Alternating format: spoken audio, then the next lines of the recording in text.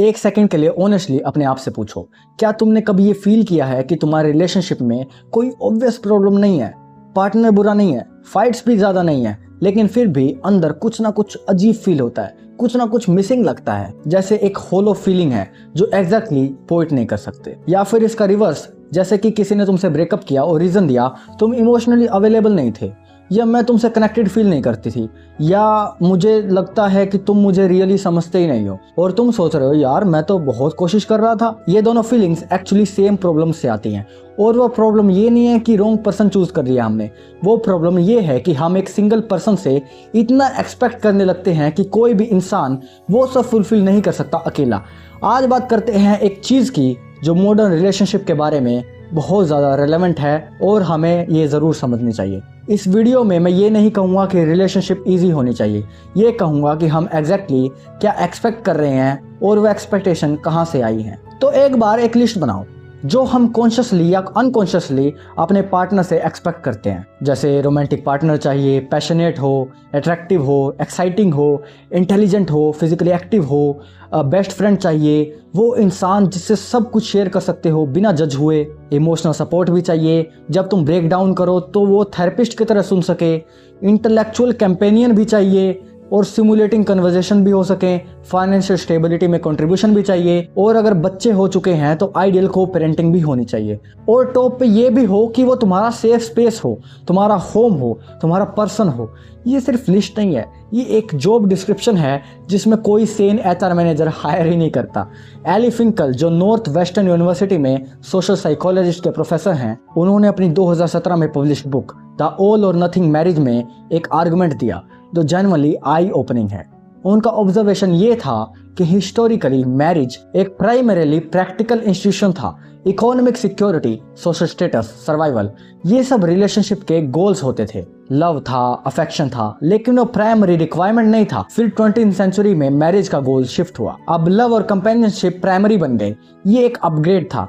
और फिर last few decades में एक और शिफ्ट आया। अब पार्टनर से ये भी एक्सपेक्ट होने लगा कि वो तुम्हारी पर्सनल ग्रोथ में कंट्रीब्यूट करे, तुम्हारा बेस्ट सेल्फ बिकम करने में हेल्प करे, तुम्हें डीपली सीन और अंडरस्टूड फील करवाए। ये एक्सपेक्टेशंस इतनी हाई हो गई हैं कि फिंकल ने इसको कॉल किया था द ऑल और नथिंग मैरिज। या तो सब मिलेगा या कुछ नहीं मिलेगा। और सबसे इंटरेस्टिंग फाइंडिंग ये थी कि जो कपल इन हाई एक्सपेक्टेशन को कॉन्स्टेंटली मीट कर लेते थे वो जनरली एक्सट्रीमली हैप्पी होते हैं, better than any previous generations. लेकिन जो कपल्स इन एक्सपेक्टेशंस को मीट ही नहीं कर पाते थे वो प्रीवियस जनरेशन से ज्यादा अनहैप्पी होते हैं। एक्सपेक्टेशंस ने स्टेक्स रेज कर दिए हैं इन बोथ वेज। अब एक स्पेसिफिक एक्सपेक्टेशन की बात करते हैं जो मुझे जनरली इंटरेस्टिंग लगती है, वो है इमोशनल सपोर्ट की एक्सपेक्टेशन। एस्थल पैरल एक बेल्जियन अमेरिकन साइकोथेरेपिस्ट हैं, उनकी 2006 में पब्लिश्ड बुक मेटिंग इन कैप्टिविटी में उन्होंने एक ऑब्जर्वेशन दी जो बहुत शार्प है। उन्होंने लिखा कि हम अपने पार्टनर से वो सब एक्सपेक्ट करने लगते हैं जो पहले एक पूरी कम्युनिटी प्रोवाइड करती थी। Extended families, neighbours, religious communities, close friendships, ये सब इमोशनल सपोर्ट के सोर्सेज थे। अब न्यूक्लियर फैमिलीज रही नहीं है यार, लोग सिटीज में शिफ्ट हो गए हैं, रूरल से गांव में अब नहीं रहते हैं, एंड ओल्ड कम्युनिटीज भी टूट गई हैं, और अकेला सहारा एक पार्टनर रह गया है सबके लिए। और फिर ऊपर से सोशल मीडिया ने एक आइडिया पॉपुलराइज कर दिया कि अपना पार्टनर ही अपना बेस्ट फ्रेंड होना चाहिए, पार्टनर ही तुम्हारा राइड और डाई होना चाहिए, तुम्हें आउटसाइड किसी की जरूरत होनी ही नहीं चाहिए अगर पार्टनर सही है तो। ये आइडिया रोमांटिक लगता है बट प्रैक्टिकली ये सफोकेटिंग है यार। एक इंसान चाहे वो कितना भी लविंग और कैपेबल हो, अपने पार्टनर का पूरा इमोशनल यूनिवर्स नहीं हो सकता। वो अपना एक सेपरेट इंसान भी तो है यार, खुद की नीड्स, लिमिट्स और डेज और बैंडविड्थ के साथ है यार। जब तुम कॉन्स्टेंटली अपने पार्टनर को थेरेपिस्ट की तरह यूज करने लगते हो तो दो चीजें होती हैं, या तो वो ओवरवेल्म फील करने लगता है, या तुम फील करते हो कि तुम्हारा इमोशनल वेट वो प्रॉपर्ली हैंडल नहीं कर रहा। दोनों सिचुएशंस में बहुत डिस्टेंस आ जाता है। अब इंडिया में स्पेसिफिकली एक इंटरेस्टिंग पैटर्न है। ट्रेडिशनल अरेंज मैरिज में इमोशनल नीड्स का एक्सपेक्टेशन रिलेटिवली लोअर था, and extended families, friends, community सब सोर्सेज थे। पार्टनर प्राइमरीली एक सोशल और इकोनॉमिक यूनिट था। बट अब अर्बन इंडिया में लव मैरिज कॉमन है, और साथ में वो सारी सोलमेट एक्सपेक्टेशन भी आती हैं जो वेस्टर्न मीडिया ने पॉपुलराइज की हैं।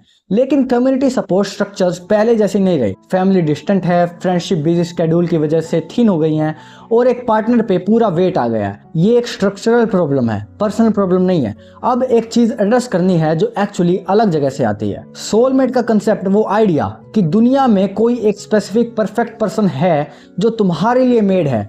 अगर रिलेशनशिप में प्रॉब्लम्स आ रही हैं तो इसका मतलब है कि तुमने रॉन्ग पर्सन चूज किया है या रिलेशनशिप में कोई फंडामेंटल फ्लॉज हैं।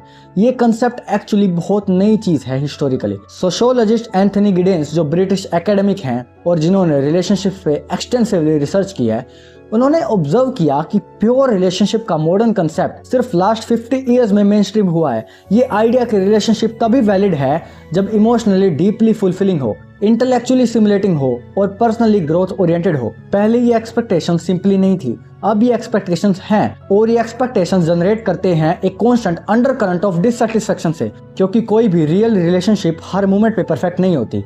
यहाँ एक जेन्युइन सरप्राइजिंग फाइंडिंग है। आर्थर एरन, जो स्टोनी ब्रुक यूनिवर्सिटी में साइकोलॉजिस्ट हैं, उन्होंने रिलेशनशिप और सेल्फ एक्सपेंशन पे रिसर्च की। उनकी फाइंडिंग ये थी कि लोग टिपिकली रिलेशनशिप में तब मोस्ट सेटिस्फाइड होते हैं जब वो फील करते हैं कि रिलेशनशिप उन्हें नए एक्सपीरियंस, स्किल्स और पर्सपेक्टिव दे रही है, मींस सेल्फ एक्सपेंशन।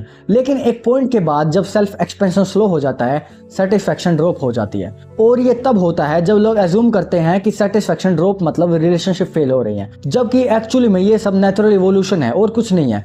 और यहाँ एक और लेयर है, जब रिलेशनशिप में सेटिस्फैक्शन थोड़ी ड्रॉप होती है, हम रिसर्च करते हैं कि आखिर क्या मिसिंग है, क्या मिसिंग है हमारे रिलेशनशिप में, और फिर लिस्ट शुरू होती है। Emotional availability, intellectual stimulation, adventure, growth, एक के बाद एक एक्सपेक्टेशन क्यों में होती जाती है। अब मैं एक चीज क्लियर कर देता हूँ, मैं ये नहीं कह रहा कि एक्सपेक्टेशन रखना गलत है, ये नहीं कह रहा कि इमोशनल डेप्थ नहीं होनी चाहिए, रिलेशनशिप में ये होना चाहिए। बट मैं ये कह रहा हूँ कि एक इंसान पे पूरी दुनिया का लोड दे देना अनफेयर है, उनके लिए भी और तुम्हारे लिए भी। एली फिंकल की रिसर्च में एक प्रैक्टिकल इंसाइट थी।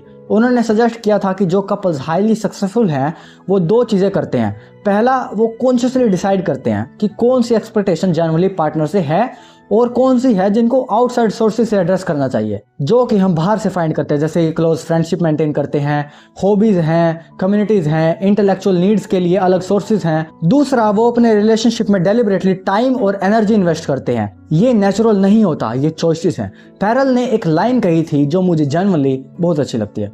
उन्होंने कहा कि हम एक पार्टनर से पूरी लाइफ का मीनिंग, आइडेंटिटी और कंप्लीशन एक्सपेक्ट करते हैं, और फिर हम सरप्राइज्ड भी होते हैं जब वो एक इंसान सफोकेटेड फील करने लगता है या फॉल शॉर्ट करने लगता है। एक रिलेशनशिप में डेप्थ हो सकती है without it being your entire universe, और एक्चुअली ये तब पॉसिबल है जब तुम अपना यूनिवर्स खुद हो, कम से कम पार्शली तो एटलीस्ट। तो एक चीज छोड़ के जाता हूँ, चलो आगे किसी टाइम जब तुम्हारा पार्टनर कुछ फुलफिल नहीं कर रहा या जब तुम फील करो कि कुछ मिसिंग है, एक ऑनेस्ट सवाल पूछो अपने आप से, क्या मैं एक इंसान से पूरी दुनिया मांग रहा हूँ या क्या वो मांगना फेयर है।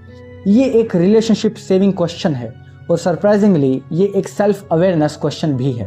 अगर ये वीडियो वर्थ लगी तो लाइक करो, शेयर करो स्पेसिफिकली उन लोगों के साथ जो रिलेशनशिप में स्ट्रगल कर रहे हैं और समझ नहीं पा रहे कि आखिर क्या करें, कैसे करें। सब्सक्राइब करो अगर नहीं किया है, और कमेंट में लिखो कि तुम्हारे रिलेशनशिप में मोस्ट डिफिकल्ट एक्सपेक्टेशन कौन सी है। ऑनेस्ट कमेंट्स मैं हमेशा पढ़ता हूँ। तब तक के लिए सोचते रहो और खो जाओ फिलोसफी की दुनिया में। मिलते हैं नेक्स्ट वीडियो में। Bye bye, take care, thanks for watching.